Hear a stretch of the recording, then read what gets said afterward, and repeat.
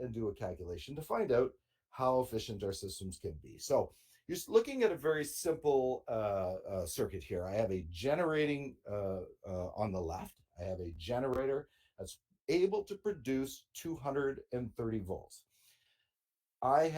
We'll say I have wrung out the value of the resistance of the wire of the conductor that's going to the motor load. And I determined that we have a value of zero point 0.1 ohms in that total value, that total length. Remember, we did calculations on specific resistance and resistivity. So now I'm saying, well, we've done that, and I have zero point 0.1 ohms on this line. I have zero point 0.1 ohms on this line. So I should be able to determine what the value of the voltage will be, or in other words, account for the voltage drop as a result of the resistance in the wire feeding from the generator to the motor. I'll give you a minute to draw this out. I'll be back in a minute. We'll start talking about it and finishing it up. Okay, so let's take a look at this. So we've got a total value of available energy that the generator is able to produce at its armature, at its brushes, these two boxes representing the brushes, its output. It is available 230 volts. And as we can see, I have a line here showing that I have 50 amps of current that is able to be go into the motor. So let's start doing all of our values here and sort of see where that leads us. Okay. So I guess the first thing we could say was, well, I'm going to have a voltage on this wire. I'm going to have a voltage drop on this wire here, and I'm going to have a voltage drop on this wire here. And it's a function, isn't it, of the amount of current times the value of resistance. So very quickly, if I say, well, okay, I see 50 amps of current that's flowing through here, flowing through 0.1 ohms of resistance, I'm going to get a value of voltage that is dropping across here. So if I look at this, okay, well, what would be my volt drop? I'll be looking at 5 volts right there. So let me grab my stylus here. So I say, okay, well, I've got 5 volts. 5 volts as a result of that value of 50 amps of current. Oops, I said 50 amps of current, wrote 50 volts. 5 volts drop there, 5 volts drop there. So if I started with 230 and I'm dropping 10 volts, it must mean that I have 220 volts at the motor. So I must have 220 volts here. So if I have, I mean, that's the beauty about superconductors. That's why, we want superconductors to be able to work, but, at 0 degree Kelvin, that's not really practical. Because if we can decrease the resistance, we can increase efficiency. In other words, we won't have this value of voltage drop. This is a loss, isn't it? This is a loss. It's a loss in terms of power, right? Because when we think of power, I can have a loss in the power system, and that loss is going to be a function of, well, what is power? Power is equal to voltage over amperage. So if I have a voltage drop of 5 volts times a value of current that's flowing through, I'm going to end up having a value of power that's been dissipated, or power loss.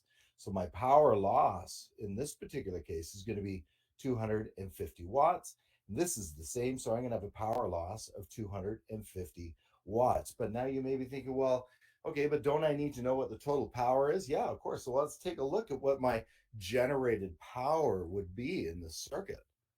My generated power, I know this has an ability to provide my generated power this has an ability to be able to provide 230 volts, right? 230 volts times 50 amps of current. So my total power generated, or my total power into the circuit, is 230 times 50 amps. So what's 230 times? So we have my total power that can be generated in the circuit is a function of my voltage times my amperage. My voltage is 230, my amperage is 50 amps. So I have a total value coming into the circuit that's available to be used of 11,500 watts. So now if we think about this, okay, what could I say my power out would be Well, I could say my power out could be equal to my power in minus my power losses in my system. So the question is, okay, well, my power in, we know, we just determined is 11,500 watts. What are my power losses? Well, my power losses are going to be equal to my power loss in wire one, if we were to call this one wire one, and this one wire two. My power loss would be equal to my power loss in wire one plus my power loss in wire two.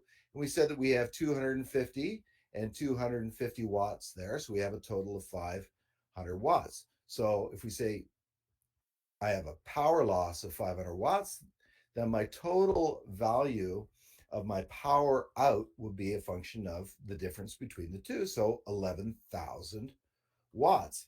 And we said that the efficiency is going to be equal to the power out over the power in. Remember, if you got 50% on your test and it's out of 100, right? So if you got 50 out of 100, you got 50%.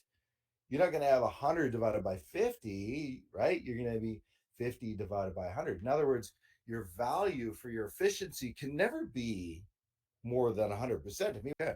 So now if we subscribe to this, all right, we say, okay, efficiency in percentage is power out times the power in, of course, times 100, because we express efficiency as a percentage.